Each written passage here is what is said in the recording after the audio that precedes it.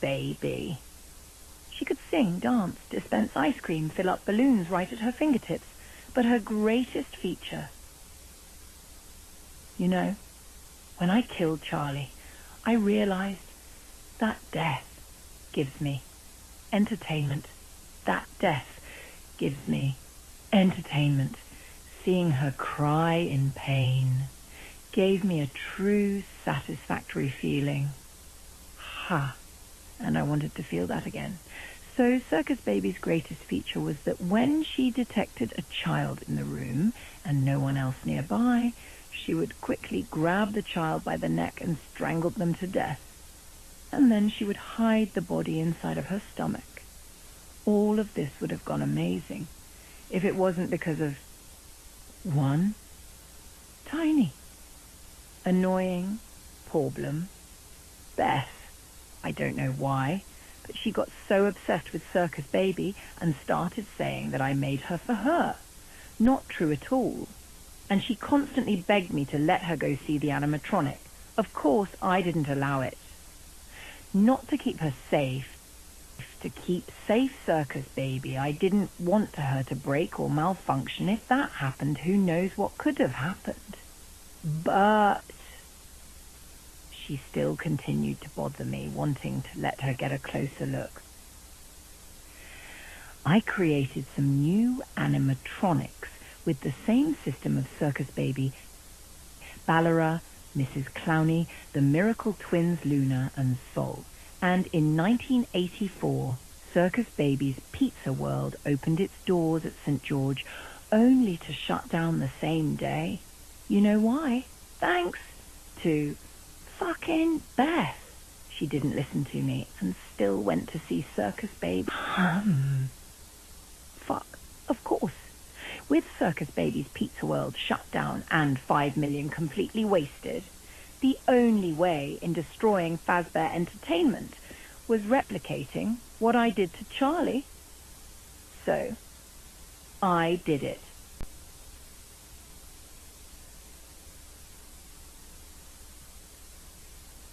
In 1985, I was on my duty as a security guard at Frenni's nightclub, and I saw a little girl playing an arcade game, but I noticed that she was crying because her dog died.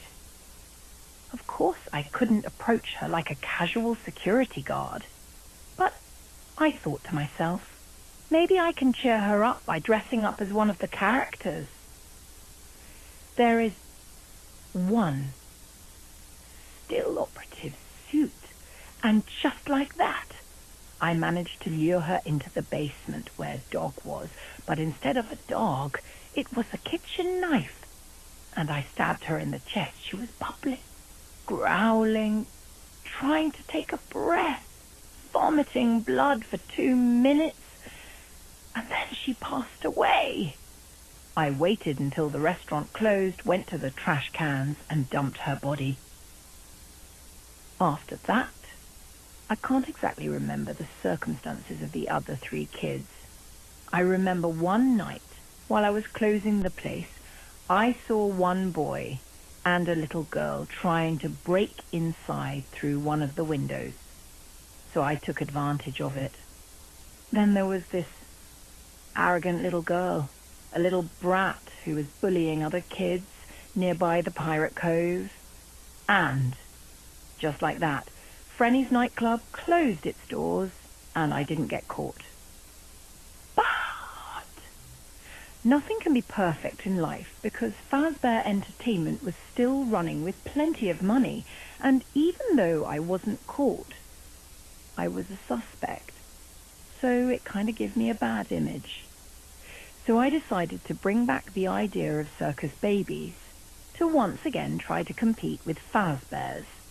After a long time of discussions and court trials, I created Circus Babies Entertainment and Rental. It was not a restaurant anymore, but a rental service of the circus animatronics for birthday parties. And I know what you're about to ask. Did the animatronics still have the killing function? Yup, they still did. Detect if they are alone with a child. If they are, they strangled them and put them inside of them. It actually worked. Every news article that came up of the missing kids, none of them mentioned my name or Afton Robotics. Incredible. That was until people started noticing patterns. They noticed how every time these kids disappeared, it was always at birthday parties that rented the circus animatronics service. It didn't help the fact that I was already a suspect for the New Harmony children abduction incident. So, to clean my image, I decided to frame someone else for the disappearances, just a random police officer. It worked just fine. But to make sure it 100% worked, I decided to went undercover. Delilah Miller, just your typical news article writer.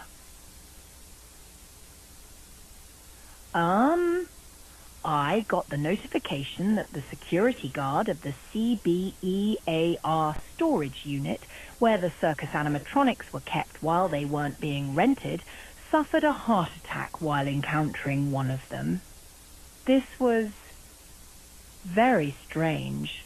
The animatronics were never given a night mode, so I don't know it would have been able for one of the animatronics to activate and walk during the night. It was obviously a glitch on their system, so I sent Michael there to retrieve them so could check up on them. And he never came back. Not only that, but also the circus animatronics disappeared. A year later, in 1986, I got a letter. The letter said that Michael was found dead in a public restroom. I have to say, I was in shock. The authorities didn't know what happened. Neither I do. When I went to the morgue and saw his body, his skin purple from the rot. God, how disgusting. I don't know how, but they found out that I was responsible for the New Harmony children abduction incident. So, just like my husband did, I vanished. I ran away, abandoned my home, my company, everything. I ran away to Nebraska, where I went by the fake name of Stella Raglan. Just an innocent, funny, charming job counselor.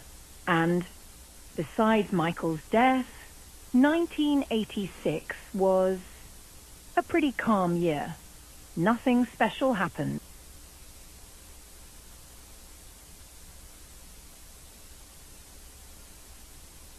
In 1987, Fazbear Entertainment decided to reopen Frenni's nightclub with a new name.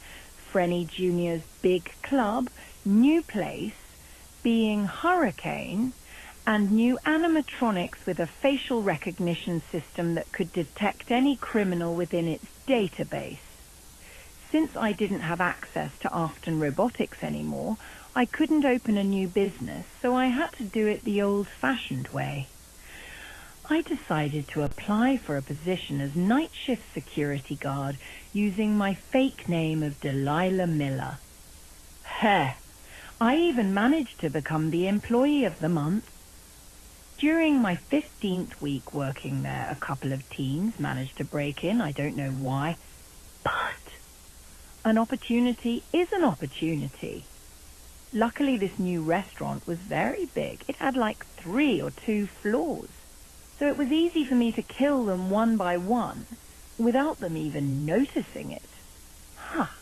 It only took a week and people were already blaming Fazbear Entertainment due to their disappearances. Everything was going great until, a guy was hired as a day shift security guard. I think his name was, Jeremy Fitzgerald, I think. And he recognized me. He knew who I actually was. I think he figured it out, because he used to work at Frenni Bear's Pizza and Arcade Club as a suit performer. So I had to run away again. But, fortunately, a day later, it was on the news that he got his frontal lobe bitten off by one of the animatronics. the White Fexer one. Oh, and not only that, but also the court decided that Fazbear Entertainment was no longer a corporate entity and shut it down. Hey, hey, hey. Well, finally, my plan had worked. It was finally over. Fazbear Entertainment was gone for good. And then everything was good. 1988 and 1989 were fine. And I lived my days with complete peace. I didn't move away from Hurricane, actually. It was a pretty good place. I even got a job as a security guard at ice cream parties. That was until today. In my mailbox, there was a VHS tape with the word, the Ennard, written on it. And when I checked the contents... Oh, God. Oh, God. This was clearly a threat. It showcased a creature taking down jet fighters. And in the end, it showed the names of the circus animatronics. What the fuck? What was... I don't want to know. I don't want to imagine what they are able to do with me. And that's why I'm making this tape, in case that I die. I want it to be peaceful by confessing everything I did.